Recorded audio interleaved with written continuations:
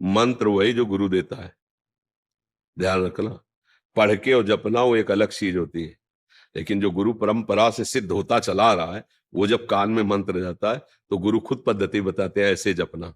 शास्त्रीय पद्धति से ऐसे लेके सिद्ध करना बहुत कठिन बात है।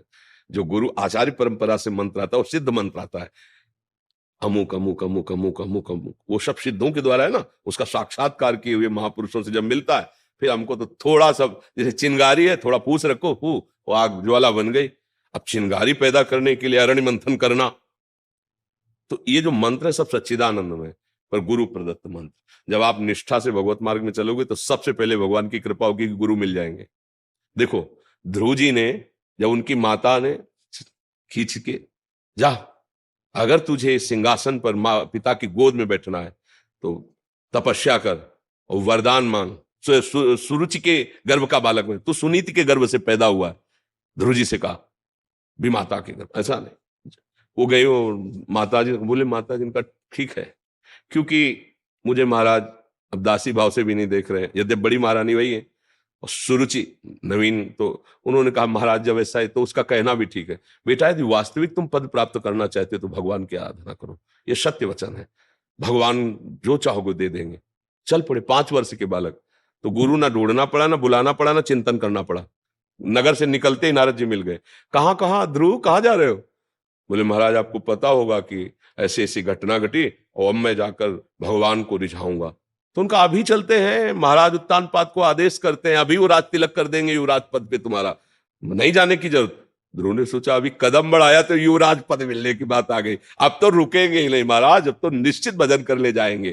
तो बोले वहां बहुत सिंह है, सर्प है, बिच्छू है, भय और प्रलोभन। उन्होंने कहा महाराज क्षत्रिय कुल में जन्म हुआ है, एक बार कदम बढ़ा दिया तो पीछे हटाएंगे नहीं, चाहे मृत्यु क्यों ना आ जाए। चेला पक्का, गुरुमंत्र उसी समय दे दिया, मांगना नहीं पड़ा, द्वादशाक्षर मंत्र गुरुमंत्र दिया और बोले जाओ।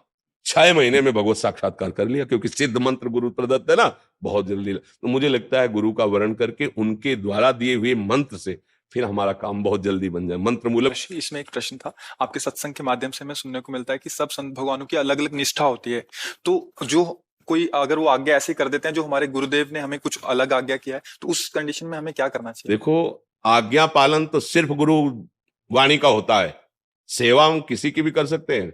संत के आगे में जरूरत पड़ी तो पशु पक्षी की भी सेवा कर देंगे, जरूरत पड़ी तो किसी, इसका मतलब सेवा कर दिया तो उसके अधीन थोड़ी हो गए, उसकी आज्ञा का पालन थोड़ी करेंगे, समझ रहे हो ना।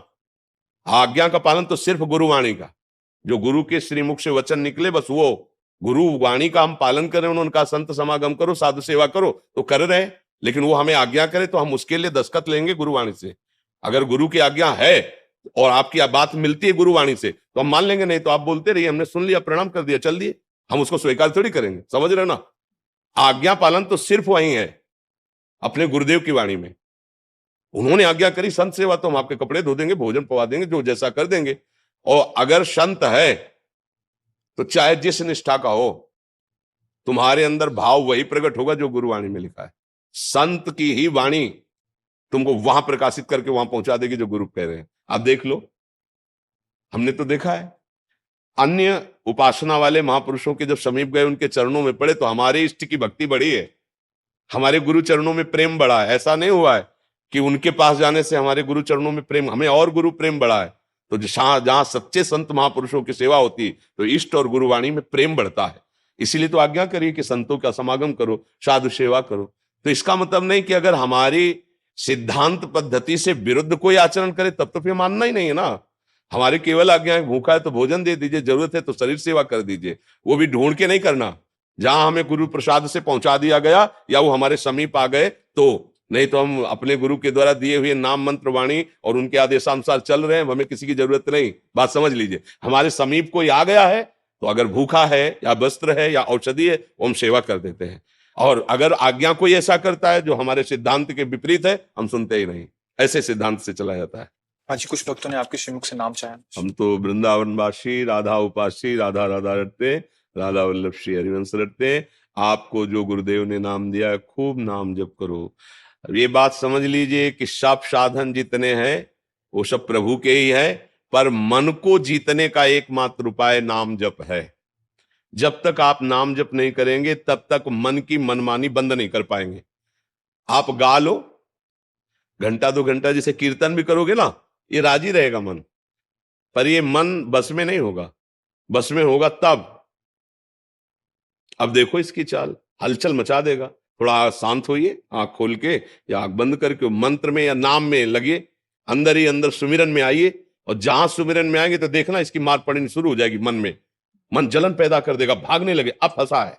और जितना आप अंदर अंदर जप करेंगे उतना ही ये मन निर्मल होता जाएगा, आपके अधीन होता जाएगा। जब मन को परेशानी होती है तो हम लोग मन में तदात्म किए, इसलिए लगता है कि बस नाम जप मत करो और चाहे जो कर लो। ढोलक बज रही, हारमोनियम बज रही, तबला बज रहा, नाच रहे गा रहे, इसमें मन राजी हो जाएगा। लेकिन शांत बैठकर एकांत में गुरु चरणों को प्रणाम करके और फिर नाम में डूबना, ये बड़ा कठिन काम है। आप देख लो अंदर से, और यही मन को बहुत जल्दी निर्मल करता है। ऐसा नहीं, भगवान नाम कीर्तन, वाणी कीर्तन, ये सब बहुत मंगलमय है, लेकिन मन को अधीन करने के लिए एकमात्र उपाय है ना, अंदर ही अंदर सुमिरन करना, अंदर ही अंदर। तो जो नाम मिला है, जो मंत्र मिला है, खूब अंदर अंदर सुमिरन करो। सुमिरन से अंदर सब ठीक हो जाएगा। बढ़िया अंदर मन प्रसन्न है ना, तो बाहर से चाहे जितनी विपत्ति हो आप आनंदित। वो अंदर से मन कलुषित है तो बाहर चाहे जितनी सुख सामग्री हो, आपको सुख अनुभव में नहीं आएगा। खूब सुमिरन करो, नाम सुमिरन करो जो गुरुदेव ने दिया है। हम तो वृंदावन वासी, हम तो राधा राधा राधा राधा रटते, राधा वल्लभ श्री हरिवंश रटते। आप लोग देख